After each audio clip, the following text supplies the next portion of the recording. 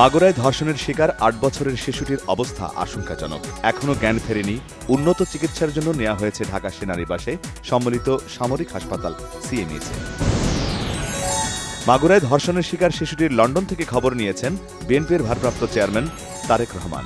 পাশাপাশি পরিবারটির দায়িত্ব নিয়েছেন তিনি। চট্টগ্রামের সীতাকুণ্ডে গুলিয়াখালী সি বিচে ঘুরতে গিয়ে দলবদ্ধ ধর্ষণের শিকার হয়েছে এক কলেজ শিক্ষার্থী। স্থানীয়রা তাকে উদ্ধার করে পুলিশে খবর দেয়। নারীর প্রতি সহিংসতায় অন্তর্বর্তী সরকারের প্রধান উপদেষ্টা ড. মোহাম্মদ ইউনূসের উদ্বেগ, সবাইকে সাথে নিয়ে তাকে প্রতিরোধের আহ্বান।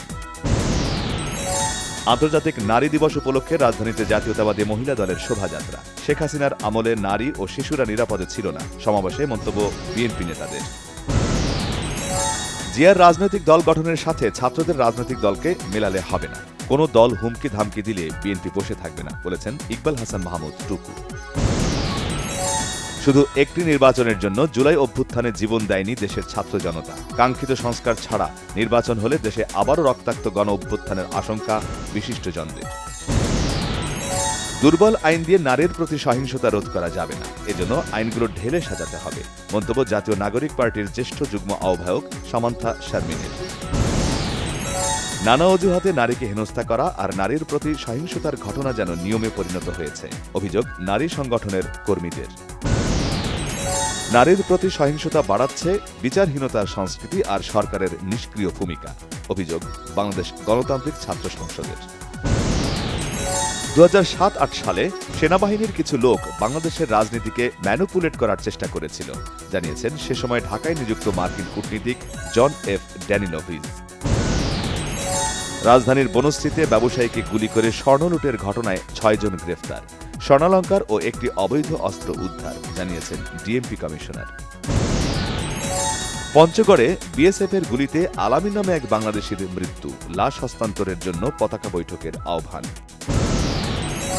চুয়াডাঙ্গায় টিসিবি ও বিজিএফের কার্ড বিতরণ নিয়ে বিএনপির 2 গ্রুপের সংঘর্ষে 1 জন নিহত।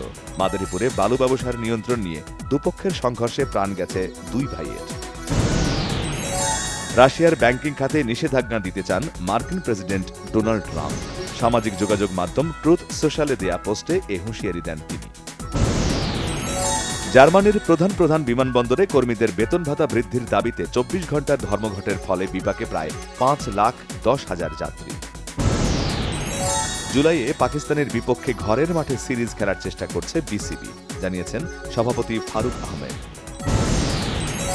লিগ নিয়েও সৌদি প্রো লিগে জিততে পারল না ক্রিস্টিয়ানো রোনালদোর আল নাসর। রিয়াদে আল শাবাবের সাথে 2-2 করে ড্র হয় ম্যাচটি। এবারও ঈদ উল ফিতরে মুক্তি পাচ্ছে অর্ধ ডজন সিনেমা। এর মধ্যে আছে সাকিব খানের বরবাদ, সিয়াম আহমেদের জঙ্গলি, আফরান নিশোর দাগি, আদর আজাদের পিনিক আর নুসরাত ফারিয়া ও সজলের জিন 3।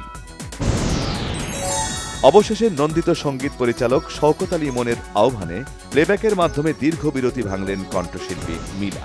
ইনসাফ নামের নতুন এক সিনেমার জন্য গাইলেন ভিন্ন ধাঁচের গান, প্রেম পুকুরে বর্ষি ফেলে আনবরে ধরে।